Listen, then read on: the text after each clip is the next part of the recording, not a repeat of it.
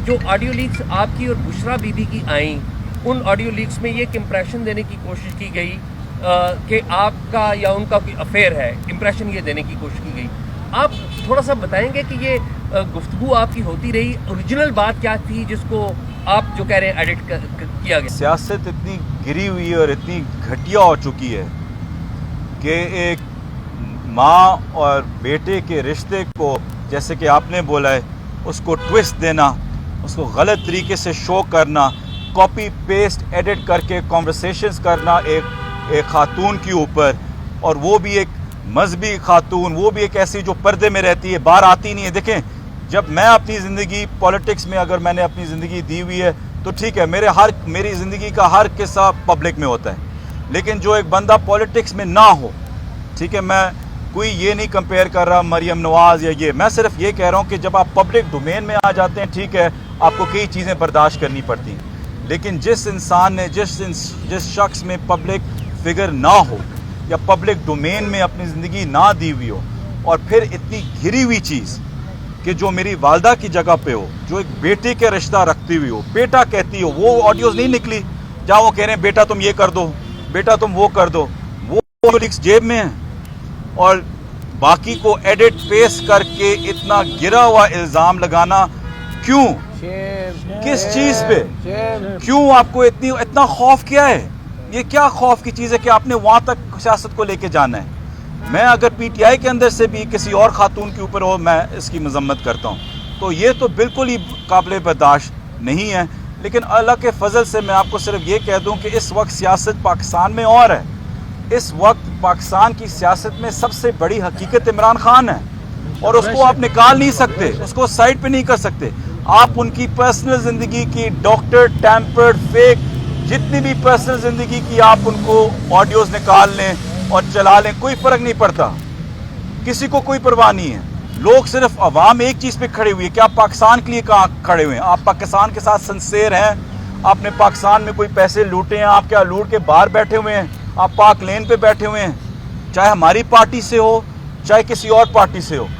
पाकिस्तान से जो भी बाहर गया वो आपके सामने है, जो पाकिस्तान यहाँ आके जो मुकदमे वक्त ले रहा है, सह रहा है, वो भी आपके सामने है। तो इसमें दो राय कोई नहीं है, और मैं यही कहता हूँ कि गुजारा अगर आपको सियासत करनी है, मर्दों की तरह करें, हौसला रखें, मुकाबला करें। एस्टैब्लिशमेंट निकालिए, कौन निकाल? देखें, ऑडियोज़ ख़ास तौर पे जो मेरी लिमिटेड नॉलेज है, दो ही इदारे होते हैं जिसके पास इतनी कैपेबिलिटी होती है, 2 या 3 इदारे होते हैं पाकिस्तान में, तो उन 2-3 इदारों में से होगा, जिनमें से जब इमरान खान प्राइम मिनिस्टर थे भी उनके नीचे थी, बाकी 2 इदारे थोड़े बहुत अपने इंडिपेंडेंट हैं।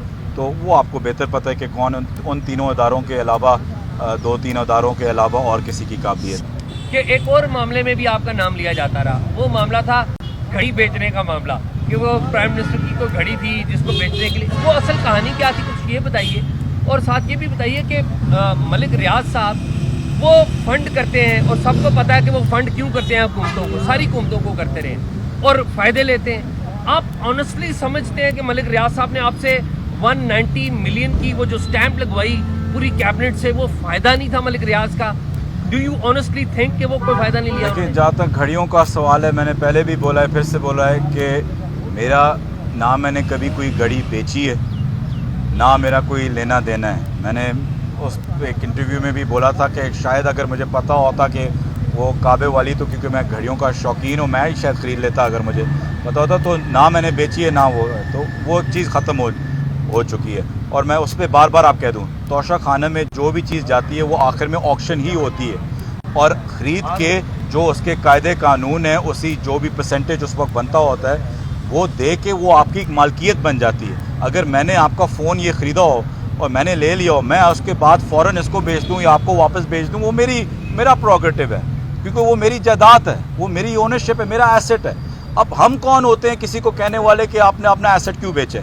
आपके हालात कुछ और होंगे, मेरे कुछ और होंगे, मेरे आज अच्छे हैं, कल बुरे हैं, मुझे अपनी शायद गाड़ी बेचनी हो, आप मुझसे पूछेंगे कि आपने गाड़ी क्यों बेची है, तो वो आपकी मालकियत है।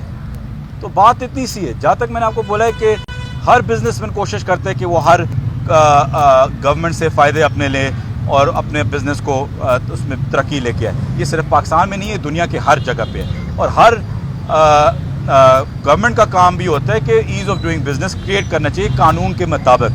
मैं नहीं देखें, कानून अगर वायलेट हुआ है तो 8-9 महीने से ये गवर्नमेंट में है, दिखाएं कि काम वायलेट हुआ है। वायलेशन खाली बताएं, हम तस्करे कर सकते हैं, हम चीज़ें 1, 2, 3 जोड़ सकते हैं कि यहाँ से कुछ और जोड़ दो, उसको कलकादर के साथ जोड़ दो, उसको यहाँ जोड़ दो, तो शखाना कानून सामने लेके आए, उसमें कोई वायलेशन जो है उसकी क्लियर कट वायलेशन बताएं। अगर कोई वायलेशन है, आप इस वक्त मौजूदा हुकूमत है, आप एनसीए को बुला सकते हैं, आपके पास हकायक है, आपके पास अथॉरिटी, आप यूके जाके एनसीए के साथ बैठ सकते हैं, उनसे रिटन स्टेटमेंट ले लें कि कोई कानून की वायलेशन हुई है। एनसीए है ना इस वक्त, हमसे तो बात नहीं करेगी, हम तो हुकूमत में नहीं है। नहीं, वो तो इल्जाम आप ये है ना हुकूमत कि में उधर हैं। एनसीए ने पैसे पाकिस्तानी सर, अकाउंट में दिए सर और फिर पाकिस्तानी अकाउंट से कैबिनेट ने उसको पाकिस्तानी ratify किया। अकाउंट में गए हैं, पाकिस्तान सुप्रीम कोर्ट पाकिस्तान के अकाउंट में गए हैं, सुप्रीम कोर्ट पाकिस्तान में। सुप्रीम कोर्ट को कोई ऑब्जेक्शन है? नहीं है। एनसीए को कोई ऑब्जेक्शन है? नहीं है। तो फिर से मैं कह रहा हूं, सिंपल सी वायलेशन बताएं।